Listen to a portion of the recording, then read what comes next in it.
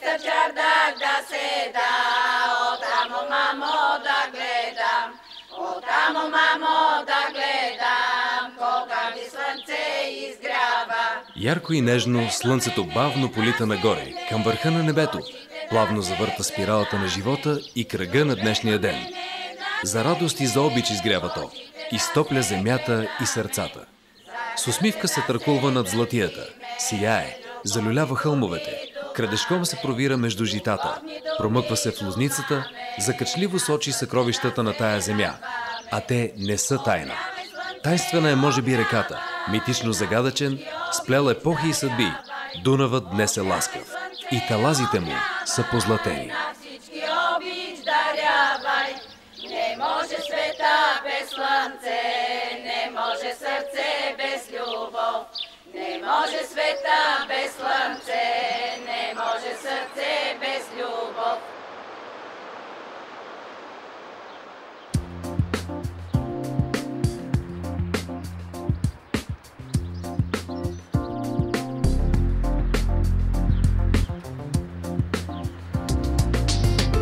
На брега на Дунав, близо до устието на Огоста, се намира град Козлодуй. Дали името му означава ъгъл на ледовете, или нисък дол, или просто стръмен бряг край реката, защото брегът наистина е стръмен, може би никога няма да разберем. В името и на човека, и на града, винаги е скътана тайна, която разказва и пророкува. Древно селище и млад град събрал спомените на хилядолетията. Горд, уверен в себе си и бъдещето. Град строен със своя мяра. Топла, светла, истинска. Мярата на човека. Тухлата и керамидата, малката уличка, приветливия съсед са човешкото лице на този град. Те са истинският живот в него и му дават пътеките на бъдещето. Така, както камъкът на древния регионум пази миналото.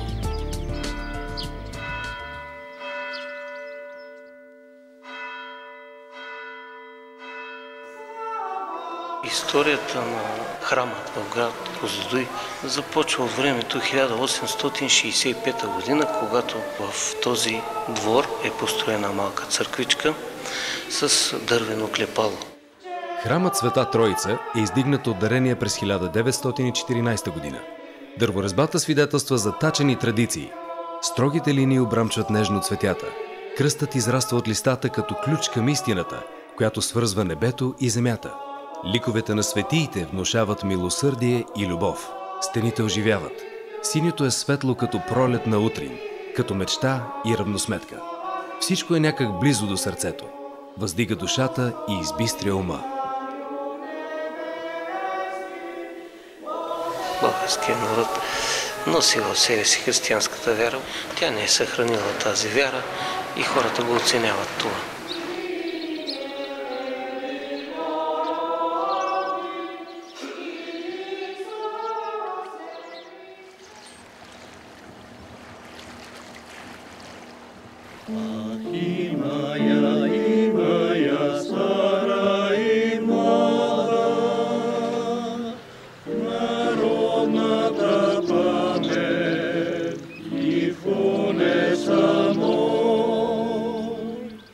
На 30 май 1966 единственият плаващ музей на Балканите акостира на Козлодуйското пристанище. Корабът Радецки има своята история за това как поколенията правят историята. По идея на журналиста Лиляна Лозанова, 1,2 милиона деца с чисти помисли и светли желания събират вторични суровини и дават спечелените стотинки за построяването му. Дело достойно за гордост пред целия свят. Наградата е екскурзия и за няколко дни корабът се превръща в детска република. Тогава, преди 34 години, нашия превоз при събирането на вторични суровини беше една волска кола. Това, което трябва да направим, е просто да успеем да предадем нашата душевност на децата си, на внуците си. Едва ли тези 65 стотинки от всеко едно дете са били достатъчни за построяването на кораба, но ентусиазмът беше невероятен.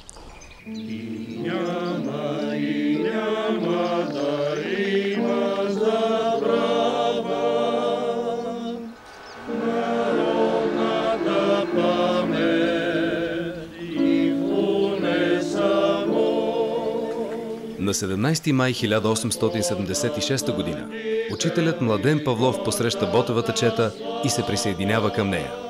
Истински мъже коленичат тук и целуват земята, както се целува ръката на майка, за прошка и благослов. Думите са простички. Братя, да целунем тая земя, която ще прибере нашите кости, когато умрем за свободата на целокупното ни отечество. Знамето им е малко, но колко малко може да бъде едно знаме и колко голяма е една идея. Колко златен може да бъде един извезен лъв, колкото цялото злато на земята, която го е родила. Четата влиза в Бутан. Щабът се настанява в дома на поп Иван Вълков, изпратил Хабер Ботев да слезе на Козлодуй. А после боеве, арести, смърт. Както се плаща за честта да бъдеш свободен.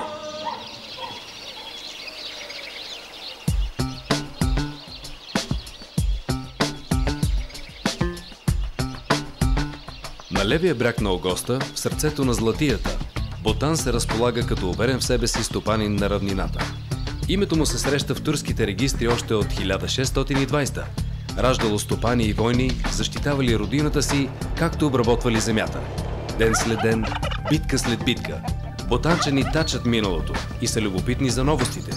Създават земеделска кредитна кооперация, построяват земеделско училище и още през 1925 откриват първото селско кино в България. 55-та година съм в киното Бутан. На седмицата минаваха по 4 филми. Целият двор задръстен от хора. Много актове съм получавал от пожарните, че съм препълнил салона. Това е било киното в моя живот.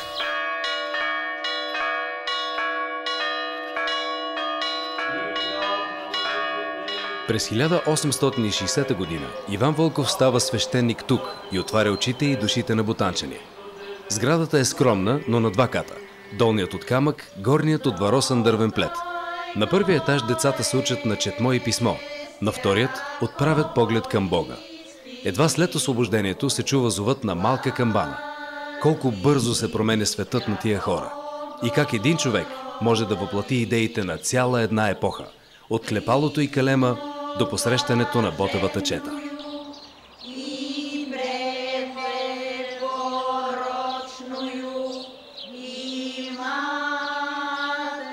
Красотата на душите се излива като водата и песента в багрите. Златното на изкласилото жито, червеното на достоинството и празника, зеленото на тучната пролет. Поелечетата разцъфтяват ярки рози и крехки лалета. По ризите танцуват пеперуди и заплитат панделки в косите на моми и невести. Нежно потрепват свилени пребратки.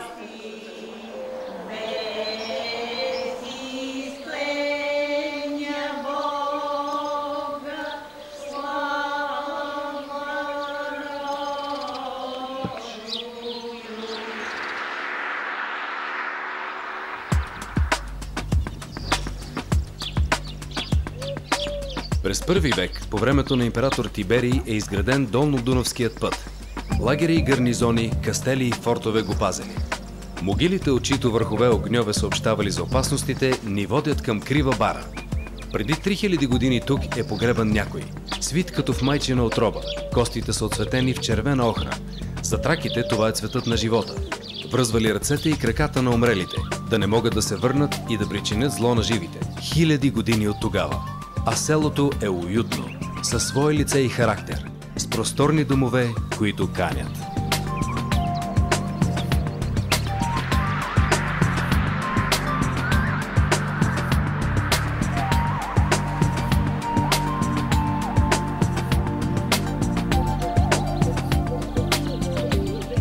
Огънят пламвал на тази могила, после на другата и после на другата. По неговата светлина стигаме до Гложене. И тук земята е попила времето. Тайни за любов и война, за победи и падения, за някогашни владетели и герои. Всяко парченце от глинен съд, всеки връх на копие, всеки бунар разказват по нещичко. Нашепват го на децата, които тичат в градинките.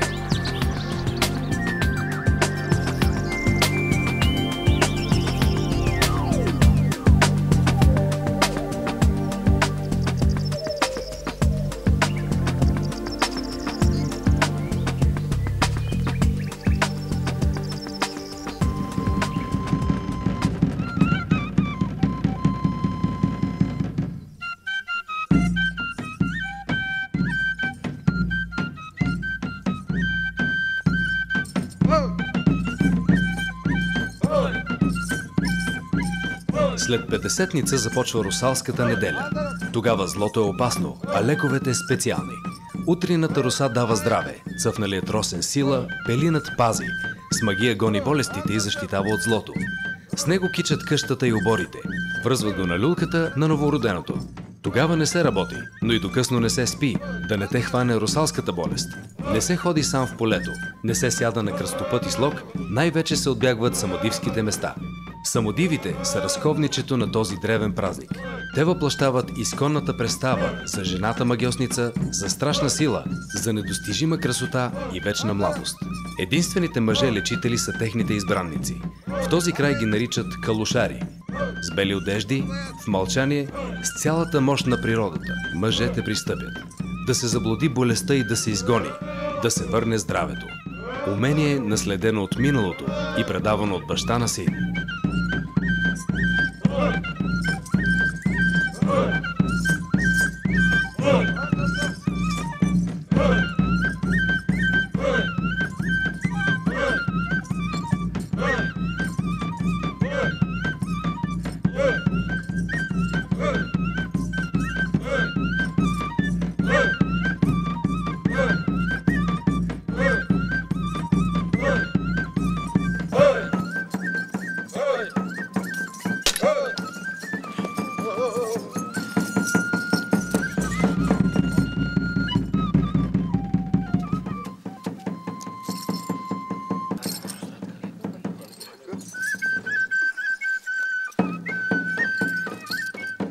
Хармонията е възстановена, а някъде дълбоко в нас остава страхопочитанието пред непонятните сили от миналото.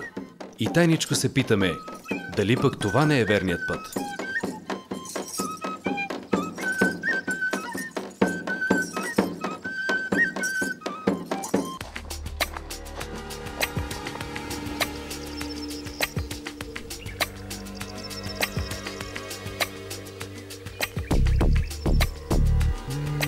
Недалеч от Рациария били останали само основите на един град. Разказва Прокопий от Цезарея. Император Юстиниан запазва старото име и превръща тези развалини в недосегаема крепост с много жители.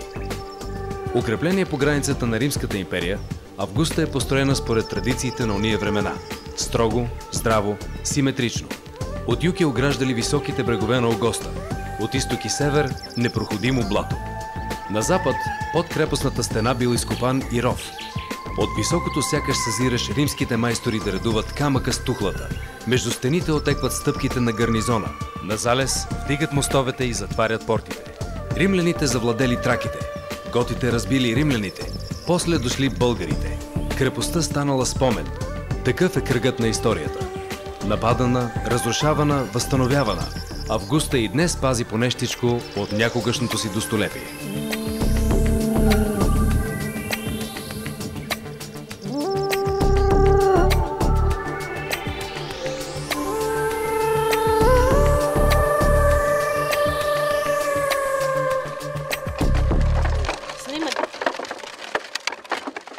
Земеделието не е проста работа, не е за подценяване, напротив. Тук се иска всичко да е точно и на време. Успяваш ли това да го направиш, природата, ако с тебе, по-добре от това няма.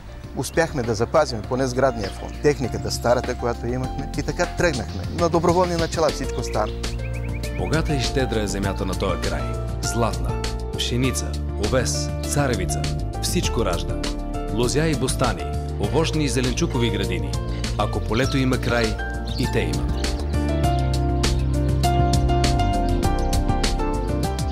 Много отдавна зла болест се развилняла. Помела младо и старо, зачернила коливите. Прегърбена старица рекла на хората: 9 пъти на 9 места през 9 месеца огнище да палят. Тя останала да заблуди болестта и в реката да я удави. 9 пъти коливи градили селяните и накрая се върнали там, откъдето тръгнали. Целунал момък ръката на старицата, а тя издумала, че вече нищо няма да ги прогони от тази земя. Харлец се казва. От 17 век селото е на това място и с това име.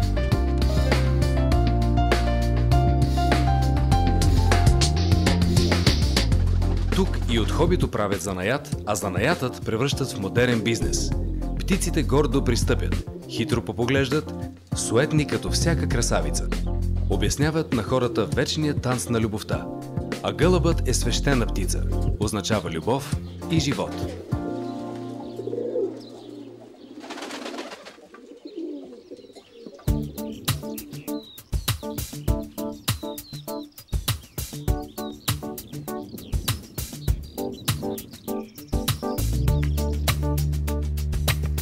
Тези мъже има с какво да се похвалят. Ловната дружинка, основана още през 1894, е с много традиции, с богат опит и с добро име. Гости им идват не само от страната, но и от чужбина. Никой не се храни с лов. Сега вече всичко е за удоволствие. 5 декара двор, къщата, стотина дръвчета, поддържаме перфектна изработка. За един ловджия най-важното е мерак. Мерака няма пушка, която да не цели. Полето ни е отлично, разделено е на 2 части. Много е доста интересен спорт, динамичен.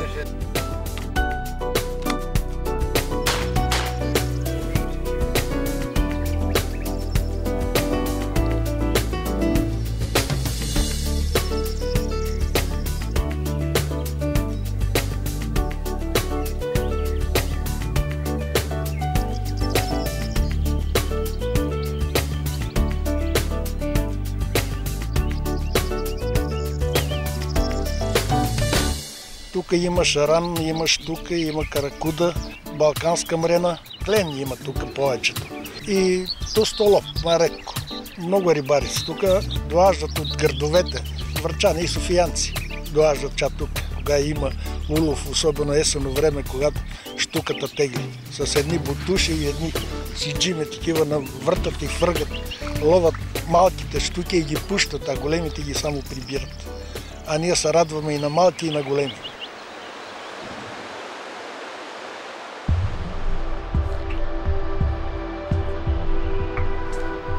Реката бавно се извива, плете пътищата на спомена, заобикаля дърветата и прегръща храстите. В името й, във водите й се оглежда величието на империи. Огоста е просто преминалото през хилядолетия Август. За римляните това е величествен, възвишен и свещен. Крехкото огледало на водата има своя мъдрост, за истина и познание. Неуловими тайни и прастари прозрения мамят в дълбината. Кората на дървото се пропуква и ражда новия ден, верен на древните сънища. Огледалото е висшето знание, отразено в слънцето, луната и звездите. Водата пречиства и помни, отнася дребното и лошото, запазва важното. За нас остава да го търсим и да го познаем.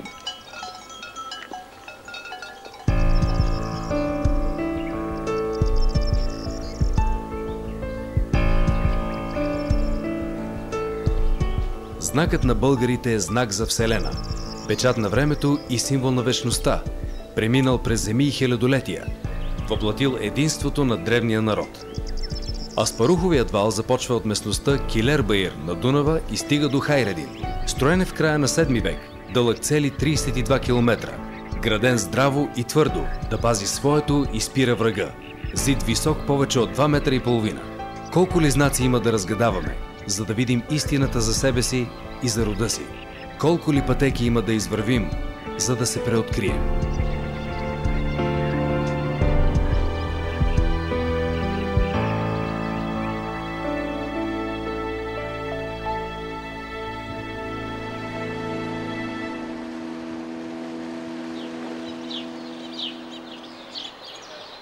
Козлодуй и Яйца са едно цяло в момента.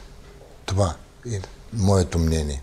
Всяка една от двете страни е платила за това нещо.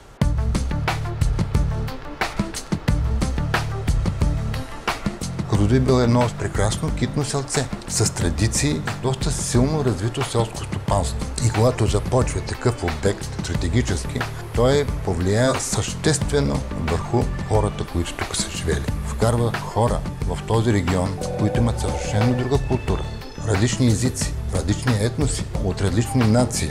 Ето това е цената, която град Козлодуй е платил да бъде в едно общо с централата. По-късно Козлодуй е може би едно от най-малкото места в България, където има концентрация на високоинтелигентни хора.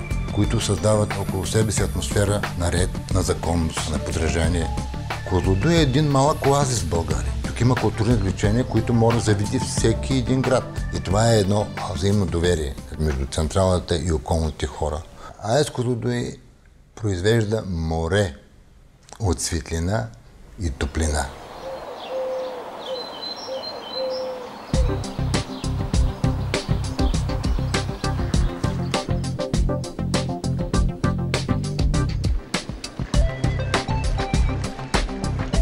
Плажът те изкушава да зарежеш и най-важната работа. Предизвиквате да се отдадеш на мекия пясък, да изровиш ръковина, запечатала спиралата на времето, да се довериш на нежния слънчев лъч. Някога край брега кайкчии теглили лодки и гемии, с въжета, срещу течението. Днес това е развлечение, спорт и проверка. Аз ли съм по-силен или стихията на реката? А летните нощи тук са прохладни и може би пазят нежни спомени. Или пък ги създават.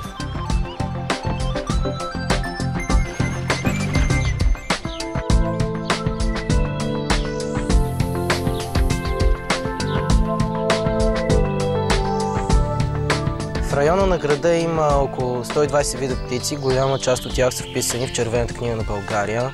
Има редки видове като морския орел и черния щъркел. Също така има световно застрашени видове като белока потапница, като глав пеликан и малък корморан. Има много направени точки за наблюдение на много ключови места. Това е бъдещето и ако ние не се вземем в ръце, няма кой да го направи вместо нас. Тук към природата се отнасят като към дете, за което си длъжен да се грижиш, и като към господар, комуто си длъжен да служиш.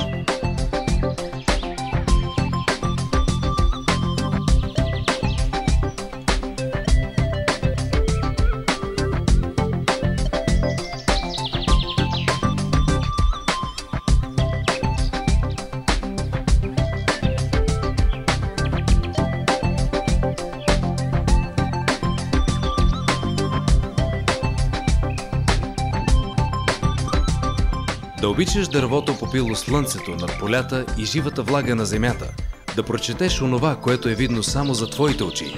В това е била тайната на старите дърводелци тук. Славата им се носела по цялото поле. И днес има кой да даде нов живот на традицията. За направата на такива подобни елементи не е отрязано нито едно дърво. Преди всичко това са отпадъчни материали, така да се каже. Самата работа с дървото и представяйки си, че при обработката на този материал ще се получи един много хубав и ефектен детайл, просто ми дава повече сила и енергия да се занимавам с това. По-скоро дървото ме вика. Видя ли едно дърво, просто си представям какво може да се получи от него. Но аз специално изпитвам най-голямо удоволствие, когато видя хората, че се радват на това, което е направено, това, което е създадено.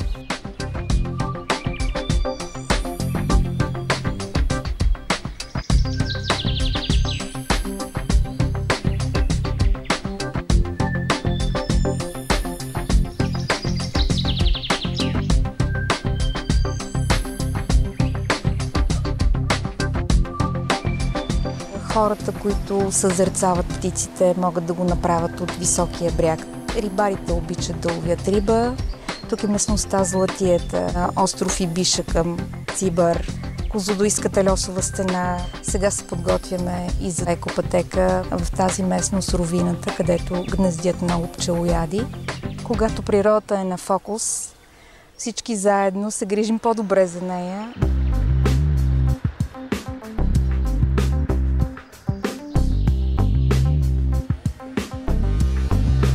Златно е ширинето. Няма другаде такъв простор, слял облачето и тревичката, такава свобода на песента и на окото. Крилете на щъркела разказват за овладяна сила и древна мъдрост, за традиция, оплодила корена на новия живот.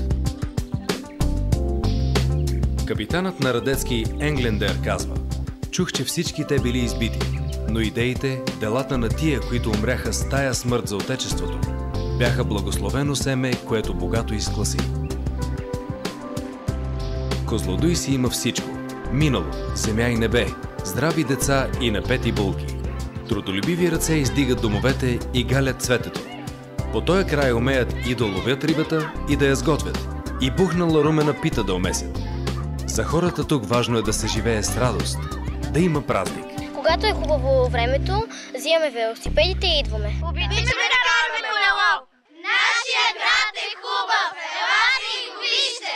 Задали ми се дреновските моми, задали ми се дреновските моми, дреновските моми, дреновските булки, дреновските моми, дреновските булки. Че ще да и да сбор да сборува. Залезът над Дунава гали очите. Светлината бавно потъва и слънцето тайнствено забулва лъчите си в капчици воден бисер. По тая златна земя легендите и преданията са на хиляди години. Те са в шепота на тракийските могили, в размерените стъпки на римските войници, в гласа на ветровете, тичали след българската конница. Стъпваш на древна земя, в която всеки танц е спомен, всяка тревичка сила, всеки камък знание, за да продължиш напред, да продължиш историята. Колю бързака с луцото магаре, колю бързака с луцото магаре, сека му дава по една парица, сека му дава по една парица, да ги прекара през мътна водица, да ги прекара през мътна водица. Саледна не дава ни една парица, саледна не дава ни една парица, бели поли дига, мътна вода гази, бели поли дига, мътна вода гази.